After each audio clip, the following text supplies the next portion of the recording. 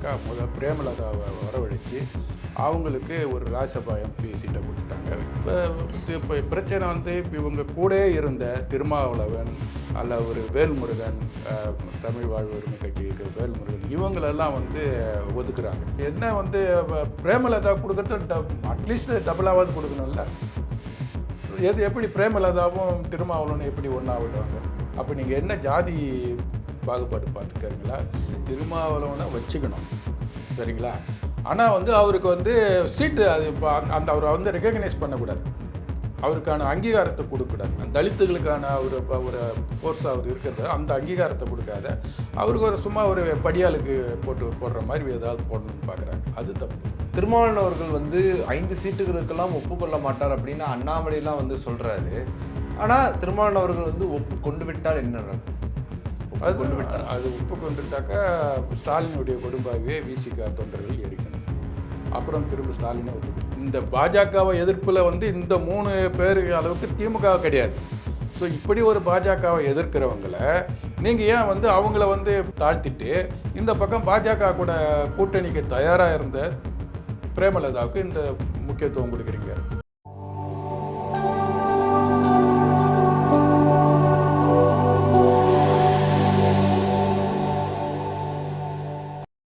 நேயர்களுக்கு வணக்கம். என்று நம்மோடு நேர்காணல் பேசுவதற்காக முன்னாள் ஐஆர்எஸ் அதிகாரி திருமிகு பாலமுருகன் அவர்கள் நம்மோடு வந்திருக்கிறார். வாருங்கள் அவரோடு பேசலாம். சார் வணக்கம். சார் வணக்கம். வணக்கம். தமிழ்நாட்டில் சட்டமன்ற தேர்தலினுடைய பணிகள் விறுவிறுப்பாக போய்கிட்டு இருக்குது. கூட்டணி பங்கீடு ஒரு பக்கம் இழுபறியாக போய்கிட்டு இருக்குது.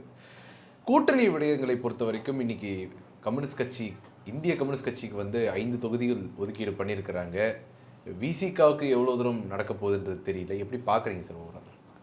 அதாவது விசிகாவை பொறுத்தவரை இவ என்னென்னா ஒரு கூட்டணி இது முதல்ல அவங்க எப்படி ஆரம்பிக்கிறாங்க திமுகவில்னாக்கா பிரேமலதாவை வரவழைச்சு அவங்களுக்கு ஒரு ராஜ்யசபா எம்பி சீட்டை கொடுத்துட்டாங்க. இன்னும் இந்த எம்எல்ஏ சீட்டு என்னன்றதை வெளியே சொல்லாமல் வச்சுக்கிறாங்க. பட் அவங்களுக்குள்ள ஏதோ ஒரு அண்டர்ஸ்டாண்டிங் இருக்கும். அது வந்து 8 சீட்டுன்றாங்க, 8ன்றது 10ன்றாங்க. இப்போ பிரச்சனை வந்து இப்போ இவங்க கூட இருந்த திருமாவளவன் அல்ல ஒரு வேல்முருகன், தமிழ் வாழ்வு உரிமை கட்சிக்கு வேல்முருகன் இவங்களெல்லாம் வந்து ஒதுக்குறாங்க. அதாவது பிரேமலதா வந்து அவங்களுடைய ஓட்டிங் பர்சன்டேஜ் என்னங்க 0.43. அவங்களுக்கு எத்தனை சீட்டு கொடுக்கலாம்? ஒரு திமுகவாகட்டும் அல்லது அண்ணா திமுக கூட்டணி ஆகட்டும் எத்தனை சீட்டு? 2 சீட்டுக்கு மேலே கொடுக்கறதுக்கு அவங்களுக்கு ஒன்றுமே இல்லைங்க. அப்படி அது வந்து ஒரு தேய்பிறை. அவங்க வந்து கட்சி தேஞ்சிட்டு இருக்குது. அவங்க ஒரு அடாவடித்தனம் பண்ணி பேரம் பேசி இந்த பக்கமாக அந்த பக்கமாக பிஜேபி பக்கம் போகிறாங்க. இப்போ அதாவது ஐடியாலஜிக்கலி எதிர்பக்கம் 2 அணியிலும் அவங்க வந்து பேசுகிறாங்க. பேசிட்டு கடைசியில் இப்போ திமுக பக்கம் வந்து கொடுக்குறாங்க. திருமாவளவன் அவர்களுக்கு அவருடைய ஓட்டிங் பர்சன்டேஜுக்கு மினிமம் அவருக்கு வந்து 15 சீட்டாவது கொடுக்கணும்.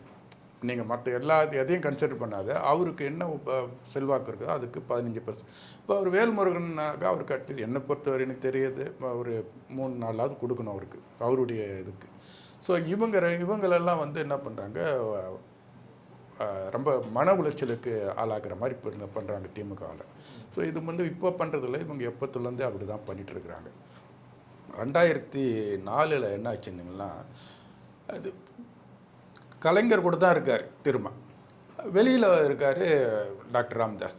ஆனால் வெளியில் வந்து டாக்டர் ராமதாஸும் இவரும் திரும்பவும் ஒரு நல்ல ஒரு இணக்கமான ஒரு உறவில் இருக்காங்க. அந்த தமிழர் சம்மந்தப்பட்ட பிரச்சனைலாம் ஒன்றா எடுத்து போராடிட்டு இருக்காங்க. எலெக்ஷன் வருது, பார்லிமெண்ட்ரி எலெக்ஷனு வந்த உடனே என்ன பண்ணுறாரு, கலைஞருக்கு வந்து இவரை உள்ளே அழைக்கணுன்றது டாக்டர் ராமதாஸ். அது டாக்டர் ராமதாஸ் உள்ள அழைக்கணுன்றது இப்போ 2 பேருக்குமே சந்தோஷம். ராமதாஸுக்கும் அதில் உடன்பாடு, விடுதலை சிறுத்தை கட்சி திருமாவளவனுக்கும் அதில் உடன்பாடு, 2 பேரும். ஆனால் என்ன பண்ணுறாரு, திருமாவளவனை வந்து வெளியே அனுப்பணும்னு பார்க்குறாரு. ராமதாஸ் உள்ள விடணும்னு திரும்ப அது ஒரு அரசியல், அது கால்குலேஷன். அவருக்கு என்ன, வன்னியர்களும் எஸ்சியும் ஒன்றா சேரக்கூடாது. சேர்ந்துட்டாக்கா கிட்டத்தட்ட 100 சீட்டு அவங்களே வின் பண்ணிவிடுவாங்க. அந்த அளவுக்கு அந்த பாப்புலேஷன் இருக்குது வட மாவட்டங்களில் குறிப்பாக. ஸோ அதை வந்து காம்பினேஷன் வரக்கூடாதுன்ட்டு இவங்க வெளியே அனுப்புகிறார். வெளியே அனுப்புறது ஓகே, உங்களுடைய அரசியல் இது அது. ஆனால் அந்த வே ஹி வாஸ் டூயிங் இட்டுன்றது இருக்கு இல்லைங்களா. என்ன பண்ணுறாரு, அவங்க 2 பேரும் நாங்கள் இல்லை, நாங்கள் ஒன்றாவே இருக்கிறோம், இங்கேயே இருக்கிறோம். இவர் என்ன சொல்கிறார், இவருக்கு 5 சீட்டு உங்களுக்கு கொடுத்துட்றேன், ராமதாஸுக்கு. நீங்கள் பார்த்து திருமாவளவனுக்கு 1 2 ஏதோ கொடுங்கன்னு. அவர் திருமாவளவன் நீங்களே கொடுங்க, அதை திமுக கூட்டணியில் இருக்கிற நீங்களே கொடுங்கண்ணா. அது அப்படி முடியாதுன்ட்டார். இப்போ இப்படி தான் நான் வந்து ராமதாஸ் கொடுங்க, ராமதாஸ். ஸோ இது எப்படின்னாக்கா, இந்த நீங்கள் வந்து ஊர்லெலாம் வில்லேஜ்லலாம் பார்த்தா ஆண்ட படியாளுன்னு இருக்கும். ஆண்டன்றது வன்னியர்களும், படியாளுன்றது பட்டியலின மக்களும் இருக்கும். இந்த ஒரு ரிலேஷன்ஷிப்பை இங்கே எடுத்துகிட்டு வர்றார் கலைஞர். ராமதாஸ் ஆண்ட, இவர் படியாள். ஆண்டகிட்ட இவர் கொடுத்துருவார், படியாள் நீ வாங்கிக்க திருமாவளவன். இந்த இதை எடுத்துகிட்டு வந்தார்.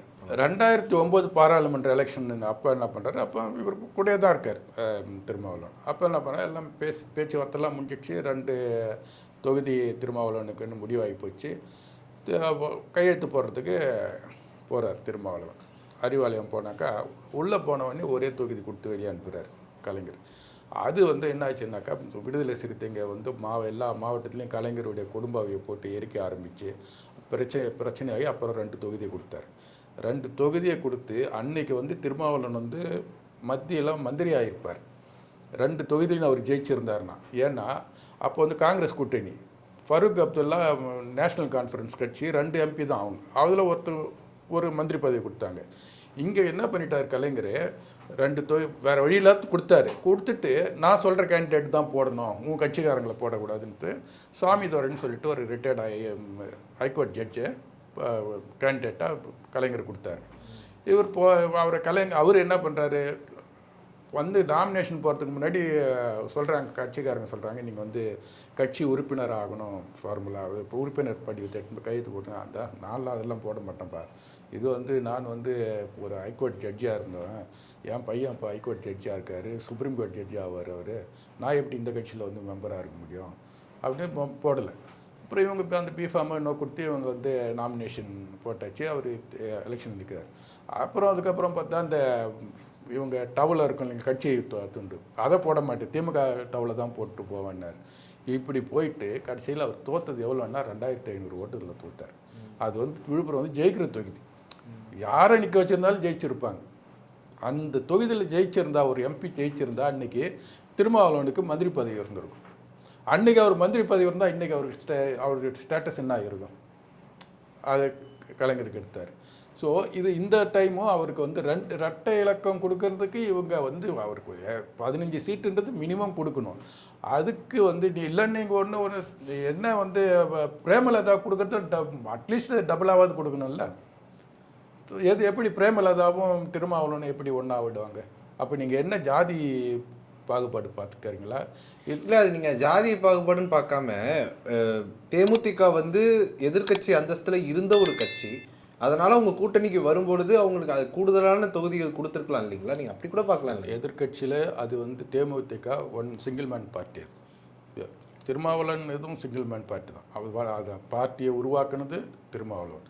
இந்த பக்கம் தேமுதிக உருவாக்குனது விஜயகாந்த் அவர்கள். அவர் இருக்கும்போதே அதனுடைய பலம் வந்து படிப்படியாக குறைய ஆரம்பிச்சிட்டு, அதுக்கப்புறம் இப்போ ரெக்கார்டு இருக்குங்களா, 0.43 தான் நான் இப்போ முன்னாடி எலெக்ஷனில் அவங்களுடைய இப்போ அதாவது அந்த பார்ட்டி வந்து ஒரு வைப்ரண்ட் பார்ட்டியே கிடையாது. பார்ட்டி நடவடிக்கையாக பார்த்தீங்கன்னா எலெக்ஷன் டைமில் மட்டும்தான் இருக்கும், அதுக்கு முன்னாடி எந்த நடவடிக்கையும் இருக்காது. என்னென்னா ஒரு சாமர்த்தியம் அவங்களுக்கு, அந்த பிரேமலதா அவர்களுக்கு வந்து அப்படி ஒரு சாமர்த்தியம் பேரம் பேசுகிறதுல. ஸோ அதில் வந்து அவங்க வந்து ஏன் அது இன்னும் புரியாத புதிராக இருக்குது. எதுக்கு திமுக வந்து அவங்களுக்கு அவ்வளோ சீட்டு கொடுக்குறாங்க, அதில் திமுகவுக்கு லாபம் இருக்கணும், இல்லை கூட்டணிக்கு லாபம் இருக்கான்னு இல்லை. இப்போது திருமாவளவன் அவர்களுக்கு தான் கூட்டணி இப்போ ஒதுக்கீடு அப்படிங்கிறது முடிவாக வேண்டி இருக்குது. இது எப்படியெல்லாம் போகும்னு நீங்கள் நினைக்கிறீங்க? என்னை பொறுத்தவரையிலையும் திரும்ப விடுதலை சிறுத்தைகள்லாம் வந்து அப்போ 2009 எப்படி வந்து கலைஞருடைய குடும்பாவை எரிச்சா 2 சீட்டு வாங்கினாங்களோ MP சீட்டு, அந்த மாதிரி திரும்ப இப்போ ஸ்டாலின் குடும்பாவை எரிச்சு தான் விடுதலை சிறுத்தைகள் தொண்டர்கள் தான் இந்த இது அது நடக்கிறதுக்கான சாத்தியம் இருக்குன்னு நினைக்கிறீங்களா? ஏன் ஒரு 5 வருஷம் கூடவே இருந்தார், 5 வருஷம் இல்லை எத்தனை வருஷம் கூட இருக்கார். அவர் எதுக்கு திருமாவளவன் எதுக்கு அந்த கூட்டணியை விட்டு வெளியே போகணும்? எதுக்கு அவர் வந்து என்ன டாய்லெட் பேப்பரா, யூஸ் அண்ட் த்ரோவா அவர்? அப்படிலாம் இருக்கு. இப்போ அந்த அந்த அப்போ நீங்கள் அவர் திருமாவளவனை நீங்கள் அதை சிரமப்படுத்தலை. இல்ல நீங்க அப்படி சொல்றீங்க, திருமாவளவர்களை வந்து சிறுமைப்படுத்துறாங்கன்னு சொல்றீங்க. ராமதாஸ் அவர்கள் வந்து திமுகவினுடைய கூட்டணியில இணையணும்னு சொன்னப்போ, இதே திமுக தான் ராமதாஸ் அவர்களை வந்து வர்றதுக்கு மறுப்பும் தெரிவிச்சது. காரணம் அவங்க திருமாவளவன் அவர்களை இழக்க விரும்பவில்லை அப்படிங்கிறதுக்காக தானே. அவங்க எப்படி திருமாவளவன் அவர்களை விட்டு கொடுப்பாங்கன்னு சொல்ல முடியும்? அதாவது திருமாவளவனை வச்சுக்கணும், சரிங்களா? ஆனால் வந்து அவருக்கு வந்து சீட்டு அது இப்போ அந்த அவரை வந்து ரெக்கக்னைஸ் பண்ணக்கூடாது, அவருக்கான அங்கீகாரத்தை கொடுக்கக்கூடாது. அந்த தலித்துகளுக்கான ஒரு இப்போ ஒரு ஃபோர்ஸாக அவர் இருக்கிறத அந்த அங்கீகாரத்தை கொடுக்காத அவருக்கு ஒரு சும்மா ஒரு படியாளுக்கு போடுற மாதிரி ஏதாவது போடணும்னு பார்க்குறாங்க. அது தப்பு. ஆனா 2026 தேர்தல் அப்படின்னு வரும்பொழுது, இது ரொம்ப முக்கியமான ஒரு தேர்தலா இருக்குது.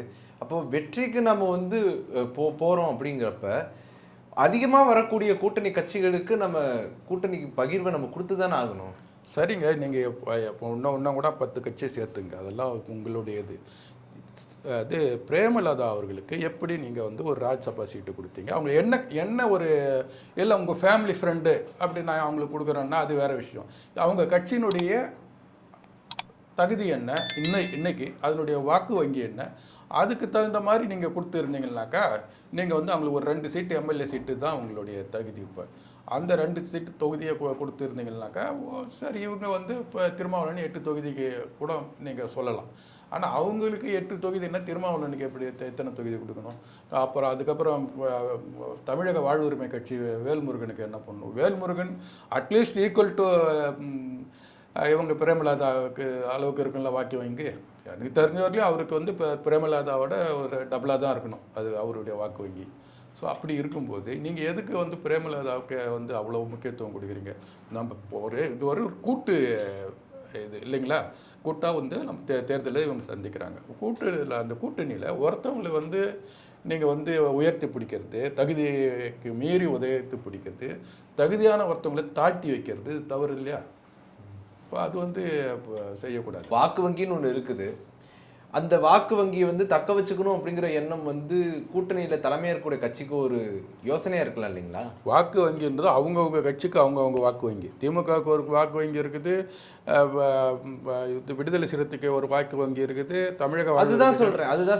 இந்த தொகுதிகளில் விசிகா வந்து ஜெயிக்கிறதுக்கான வாய்ப்பு இருக்குது அப்படின்னு அவங்க அந்த மாதிரி பார்த்து கூட கொடுக்கலாம் இல்லைங்களா? நீங்கள் என்ன பண்ணணும், நீங்கள் விசிகாவுக்கு 20 தொகுதின்னு முடிவு பண்ணிவிட்டு அந்த எந்தெந்த தொகுதியில் உங்களுக்கு இப்போ வாய்ப்பு இருக்குதுன்னு பார்த்துருன்றது அது வேறு, இல்லை 15 தொகுதின்ட்டு வாய்ப்பு பார்க்குறது வேறு.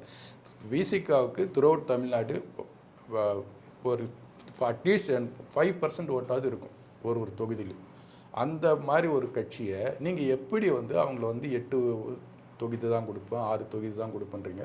நீங்கள் ஒன்றும் இல்லைங்க, நீங்கள் மற்றவங்க இப்போ பிரேமலதாவை தானே இப்போ அவங்க எல்லோரும் இப்போ பிரேமலதா தான் எடுக்கிறாங்க. அவங்களுக்கு கொடுக்குற தொகுதியை விட எப்படி இவருக்கு குறைச்சோ அல்லது அவங்களுக்கு ஈக்குவலாகவோ கொடுக்கறதுக்கு என்ன காரணம்? எத்தனை தொகுதி குறைவாக கொடுக்க போகிறாங்கன்னு நீங்கள் நினைக்கிறீங்க? அவங்க வந்து ரெட்டை இலக்கில் கேட்குறாங்க இல்லைங்களா?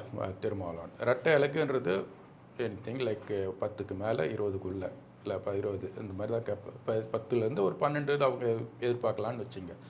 ஸோ அதை வந்து கேட்கவே கூடாது. அவங்களுடைய உங்களுக்கு கூட்டணிக்கு அவங்களுடைய கான்ட்ரிபியூஷன் இருக்குது இல்லை, பிரேமலதாவுடைய கான்ட்ரிபியூஷன் என்ன, திருமாவளவனுடைய கான்ட்ரிபியூஷன் என்ன, பிரேமலதாவுடைய கான்ட்ரிபியூஷனோட 10-20 மடங்கு கான்ட்ரிபியூஷன் பண்ணுற திருமாவளவனை நீங்கள் ஏன் வந்து அந்த மாதிரி வந்து சிரமப்படுத்துகிறீங்கன்றது தான் ஒரு கேள்வி. இப்போது திருமாவளவன் அவர்கள் வந்து 5 சீட்டுகளுக்கெல்லாம் ஒப்புக்கொள்ள மாட்டார் அப்படின்னு அண்ணாமலையெல்லாம் வந்து சொல்கிறாரு. ஆனால் திருமாவளவன் அவர்கள் வந்து ஒப்புக்கொண்டு விட்டால் என்ன நடக்கும்? அது ஒப்புக்கொண்டுட்டாக்கா ஸ்டாலினுடைய கொடும்பாகவே விசிக தொண்டர்கள் எரிக்கணும். அப்புறம் திரும்ப ஸ்டாலினே ஒத்துக்குவார். இல்லை, அது நடக்கிறதுக்கான வாய்ப்பு இருக்குது. ஏன்னா முதல்ல அப்படி நடந்தது அப்படின்னா அது அந்த காலகட்டத்தில் நடந்துச்சு. ஆனால் இப்போ அது மாதிரி நடக்குமா அப்படிங்கிறதுக்கான சந்தர்ப்பம் இருக்குதான்னு 5 தொகுதியெல்லாம் இருக்காது. அவங்க மேக்சிமம் எனக்கு அவங்க என்ன பண்ண பார்க்குறாங்க, பிரேமலதாவுக்கும் இவருக்கும் ஒன்றா கொடுக்குறோம்னு பார்க்குறாங்க. அல்லது ஒரு தொகுதி இவருக்கு அதிகமாக கொடுக்கலாம், 2 தொகுதி அதிகமாக கொடுக்கலாம்னு நினைக்கலாம். ஒருவேளை பிரேமலதாவுக்கு 6 கொடுத்துட்டு இவருக்கு 8 கொடுக்கணும்னு நினைக்கிறாங்களோ, இவர் ரெட்டை இலக்கில் கேட்குறாரு. ஸோ அது வந்து அவருக்கு ஏன்னா கட்சியினுடைய அங்கீகாரம் தேவை அவருக்கு, அதுக்கு மெயின்டைன் பண்ணணும், அதனால் கேட்குறாரு. ஸோ அதுக்கு அதை வந்து நீங்கள் ஆனர் பண்ணணும். பாஜகவை எதிர்க்கணும், பாஜகவை எப்படியாவது இந்த மண்ணில் வீழ்த்தணும் அப்படிங்கிறதுக்காக நடக்கக்கூடிய இந்த தேர்தலில் எப்படி இந்த கூட்டணிக்காக அதிகப்படியான சீட்டுக்கு கொடுப்பது அப்படிங்கிறது உதவும் நீங்க நினைக்கிறீங்க? ஏங்க பாஜகவை வீழ்த்தணுன்றீங்க, அந்த பாஜக கிட்ட பேரம் பேசின ஒருத்தவங்களை கூட்டின்னு வந்து உங்கள் கூட்டணியில் வைக்கிறீங்க, அவங்களுக்கு உயர்ந்த ஒரு அந்தஸ்தை கொடுக்குறீங்க. பாஜகவை வீழ்த்துறதுக்கு உங்களுக்கு மேலே பேசக்கூடிய விசிகாவாக இருக்கட்டும், தமிழக வாழ்வுரிமை கட்சி தலைவர் வேல்முருகன் ஆகட்டும், அல்லது வந்து கம்யூனிஸ்ட் ஆகட்டும், இந்த பாஜகவை எதிர்ப்பில் வந்து இந்த 3 பேர் அளவுக்கு திமுக கிடையாது. ஸோ இப்படி ஒரு பாஜகவை எதிர்க்கிறவங்களை நீங்கள் ஏன் வந்து அவங்கள வந்து இப்போ தாழ்த்திட்டு இந்த பக்கம் பாஜக கூட கூட்டணிக்கு தயாராக இருந்த பிரேமலதாவுக்கு இந்த முக்கியத்துவம் கொடுக்குறீங்க? அப்புறம் என்ன நீங்கள் வந்து பாஜகவை எதுக்க போகிற? நாளைக்கு வந்து இந்த பொண்ணு இல்லைங்க, ஒரு 8 தொகுதி கொடுக்குறாங்க பிரேமலதாவுக்கு, ஜெயிக்கிறாங்க. நாளைக்கு வந்து தொங்கு இது வருது அசம்பிளி, இந்த 8 தொகுதி வந்து அந்த பக்கம் போனாக்கா அதிமுக பிஜேபி கூட்டணி ஆட்சி அமைக்கும். என்ன பண்ணுவாங்க? என்ன நினைக்கிறீங்க? தமிழக மக்களுக்கே தெரியும், பிரேமலதாவுடைய உச்சக்கட்ட பேரம் அந்த 6 எம்எல்ஏ வச்சுக்கிட்டு, அந்த 8 எம்எல்ஏ வச்சுட்டு இந்த எவ்வளோ எத்தனை 1000 கோடி இல்லை, எம்எல்ஏவா மாறினாலும் கூட அவங்க திமுகவுடைய தலைமை கட்டுப்படுத்தி தானே இருந்தாகணும். அது எப்படி தெரியும்? எந்த கட்சி எந்த சின்னத்தில் இது பண்ண போகிறாங்க?